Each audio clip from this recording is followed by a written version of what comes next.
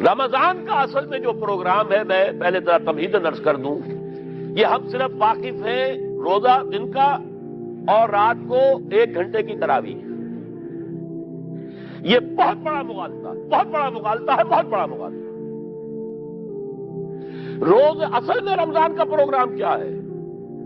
دن بھر کا روزہ اور رات کے اکثر حصے کو قرآن کے ساتھ لے کر جاگنا۔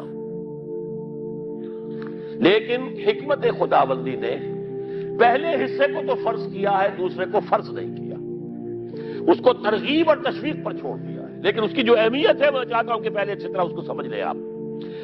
دیکھیے پہلی حدیث اس میں ہے ان سلمان الفارسی رضی اللہ تعالی عنہ قال خطبنا رسول اللہ صلی اللہ علیہ وسلم فی آخر یوم من شعبان۔ حضرت سلمان فارسی سے مروی ہے، انہوں نے فرمایا کہ خطبہ ارشاد فرمایا ہمیں اللہ کے رسول نے صلی اللہ علیہ وسلم شعبان کے آخری دن۔ فقال، آپ نے ارشاد فرمایا، یہ خطبہ طویل ہے، میں نے صرف شروع کے چند جملے یہاں نقل کیے ہیں۔ یا ایھا الناس قد اظلکم شہر عظیم، اے لوگوں تم پر ایک بہت عظمتوں والا مہینہ سایہ فگن ہو گیا ہے۔ دیکھیے سایہ فگن سے وہ انگریزی کا محاورہ آپ کے ذہن میں آنا چاہیے، coming events cast their shadows before. ابھی رمضان شروع نہیں ہوا ہے، شعبان کا آخری دن ہے، تو وہ کمنگ ایونٹ جو ہے رمضان مبارک، اس کا سایہ آ گیا ہے تم پر، اس لیے حضور نے وہ لفظ استعمال کیا قد اظلکم، ظلال کہتے سائے کو، قد اظلکم شہر عظیم، بڑی عظمت والا مہینہ ہے، شہر مبارک، بہت برکت والا مہینہ ہے، شہر فیہ لیلۃ خیر من الف شہر، اس میں ایک رات وہ بھی ہے، وہ مہینہ جس میں ایک رات وہ بھی ہے جو 1000 مہینوں سے افضل ہے۔ انا انزلناہ فی لیلۃ القدر وما ادراک ما لیلۃ القدر لیلۃ القدر خیر من الف شہر۔ اب جو اگلے 2 جملے ہیں وہ نوٹ کیجئے، جعل اللہ صیامہ فریضۃ وقیام لیلہ تطوعا، اللہ نے ٹھہرایا ہے، قرار دیا ہے اس کا روزہ رکھنا تو فرض کے درجے میں، اور اس کی رات کا قیام تطوع کے درجے میں، اپنی مرضی پر، اپنی خواہش پر، نفل کے طور پر یہ تم پر لکھ دیا گیا ہے، لکھا تو گیا ہے، جعلہ تو ہے۔ مجعول کا جو پہلا مفعول ہے وہ کیا ہے؟ جعلہ کا مجعول اول کیا ہے؟ دن کا روزہ، اور مجعول ثانی کیا ہے؟ قیام لیلہ، رات کو کھڑا رہنا۔ اب یہ رات کا کھڑا رہنا اس کی کتنی مقدار ہوگی؟ کہاں سے معلوم کریں گے؟ قرآن سے۔ جب یہ لفظ آیا ہے سورہ مزمل میں، یا ایھا المزمل قم اللیل الا قلیلا نصفہ او انقص منہ قلیلا او زد علیہ ورتل القرآن ترتیلا، یہ معنی ہے اے لحاف کمبل میں لپٹ کر لیٹنے والے، کھڑے رہا کرو رات کو سوائے اس کے تھوڑے سے حصے کے، یعنی آدھی رات یا اس میں تھوڑا سا کم کر لو، جسے پھر کہا مفسرین نے 1/3 رات کم سے کم، اور زد علیہ یا آدھی پر بھی کچھ زیادہ کرو، یہ 2/3 رات ہو گیا۔ ورتل القرآن ترتیلا، اور قرآن کو اتارا کرو تھوڑا تھوڑا تھوڑا، یہ ترتیل، تفعیل، تنزیل، جیسے قرآن تھوڑا تھوڑا محمد پر نازل ہوا صلی اللہ علیہ وسلم، ایسے ہی تھوڑا تھوڑا تھوڑا قرآن اپنے اندر اتارو، ہیمر اٹ ڈاؤن، اپنے ذہنوں میں اتارو، اپنے قلب میں اتارو۔ اس کے لیے رات کو کھڑے رہو، اور قیام اللیل کم سے کم 1/3 شب کے اوپر اطلاق ہوگا، اس سے کم پر تو اطلاق ہے ہی نہیں۔ اگلی حدیث پڑھیے، اور یہ ہے جو عام طور پر ہر مسجد میں بھی آج کل خوب یہ گونج رہی ہوگی، حدیث بیان ہوتی ہے، اس لیے کہ بخاری اور مسلم دونوں میں موجود ہے، متفق علیہ روایت ہے، اس سے اونچا تو درجہ سند کے اعتبار سے تو حدیث کا کوئی اور درجہ اس سے اونچا ہے نہیں۔ عن ابی ہریرہ رضی اللہ عنہ قال قال رسول اللہ صلی اللہ علیہ وسلم، حضرت ابو ہریرہ سے روایت ہے، آپ نے فرمایا کہ حضور نے ارشاد فرمایا، من صام رمضان ایمانا و احتسابا غفر له ما تقدم من ذنبه، جس نے روزہ رکھا رمضان مبارک کے دوران اللہ پر یقین رکھتے ہوئے اور اس سے اجر و ثواب کے حاصل ہونے کی امید میں، اس کے تمام پچھلے گناہ معاف ہو جاتے ہیں۔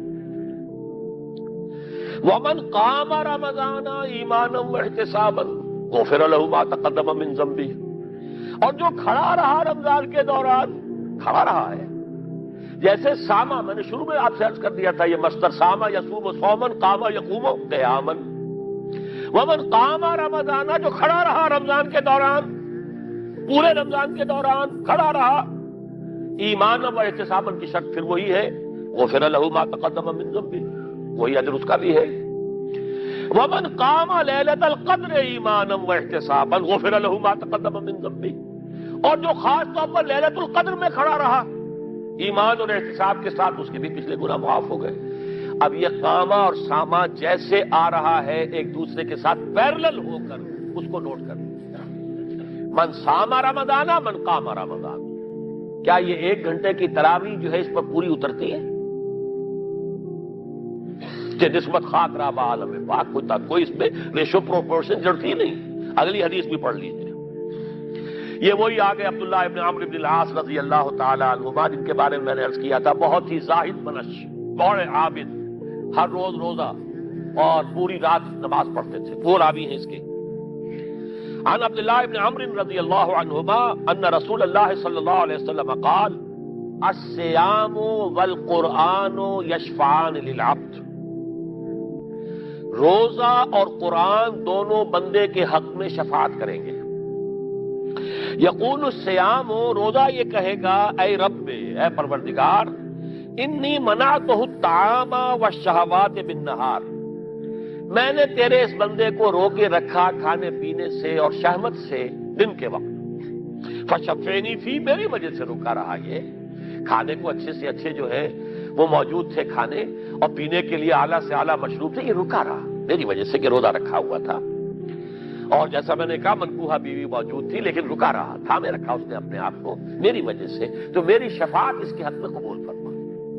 وَيَقُولُ الْقُرْآنُ، اور قرآن یہ کہے گا، مَنَعْتُهُ النَّوْمَ بِاللَّيْلِ، میں نے اسے روکا رکھا رات کو سونے سے، فَشَفِّعْنِي فِيهِ، تو پروردگار میری شفاعت اس کے حق میں قبول فرما، فَيُشَفَّعَانِ، تو ان دونوں کی شفاعت قبول کی جائے گی۔ سوال یہ ہے کہ کیا روزہ 1 گھنٹے کا یا 2 گھنٹے کا ہے؟ تو یہ قیام جو ہے یہ 1 گھنٹے کا کیسے ہو گیا؟ تو میں نے پہلے کوسچن مارک آپ کے ذہن میں کھڑا کر دیا، اب جواب سنیے اس کا۔ جواب یہ ہے کہ اس کو اللہ تعالیٰ کی حکمت یہ تھی کہ اسے فرض نہ کیا جائے، اس کو معلوم ہے، عَلِمَ أَنَّ سَيَكُونُ مِنكُم مَّرْضَىٰ وَآخَرُونَ يَضْرِبُونَ فِي الْأَرْضِ يَبْتَغُونَ مِن فَضْلِ اللَّهِ وَآخَرُونَ، اللہ کے علم میں ہے میرے کچھ بندے ہوں گے بیچارے غریب مزدور، دن بھر مشقت کریں گے، محنت کریں گے، وہ روزہ ہی رکھ لیں، بہت بڑی بات ہے، بہت بڑی بات ہے۔ رات بھر کا قیام کیسے کریں گے؟ 2/3 رات کیسے کھڑے رہیں گے؟ آدھی شب کیسے ممکن ہے؟ لہذا فرض نہیں کیا، حضور نے بھی فرض نہیں کیا، نہ اس کو آپ نے لازم کیا، نہ اس کے لیے وہ زوردار جو لوگوں سے کہا کہ ضرور پڑھو، چھوڑ دیا پڑھو، اور سب لوگ پڑھتے تھے اپنے طور پر۔ اب یہ کہ کوئی آدھی رات کھڑا ہے، کوئی 1/3 رات ہے، کوئی پوری رات ہے، تھے اللہ کے بندے۔ لیکن 3 دن حضور نے یہ باجماعت نماز پڑھا دی، لیکن پڑھائی ہے وہ تہجد کے وقت، یعنی لوگ رات کے وقت جو بھی ہے کھڑے ہیں، جاگ رہے ہیں، قرآن پڑھ رہے ہیں، لیکن یہ کہ خاص تہجد کے وقت آپ اپنے حجرے سے برآمد ہوئے تو لوگ جمع ہو گئے، آپ کے گرد جمع ہو گئے۔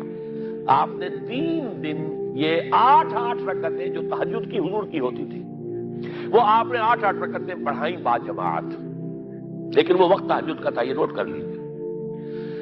4تھے دن بھی صحابہ منتظر رہے، کیا حضور برآمد ہوں گے، تشریف لائیں گے؟ نہیں آ رہے حضور، تو کچھ کھگار بھی رہے ہیں، کہیں پتہ نہیں حضور کہیں اونگ نہ آ گئی ہو تو ہماری آوازوں سے جاگ جائیں، پھر بھی نہیں آئے حضور۔ اگلے روز آپ نے فرمایا کہ میں جان بوجھ کر نہیں آیا، میں اگر یہ متواتر تمہیں پڑھاؤں گا تو یہ تم پر فرض ہو جائے گی۔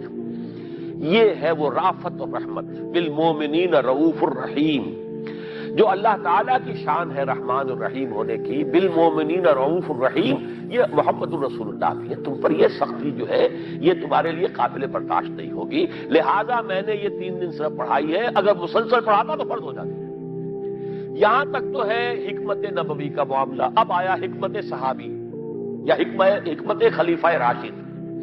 یہی معاملہ رہا حضور کی حیات طیبہ کے دوران، یہی حضرت ابوبکر رضی اللہ تعالیٰ عنہ کی خلافت کے دوران۔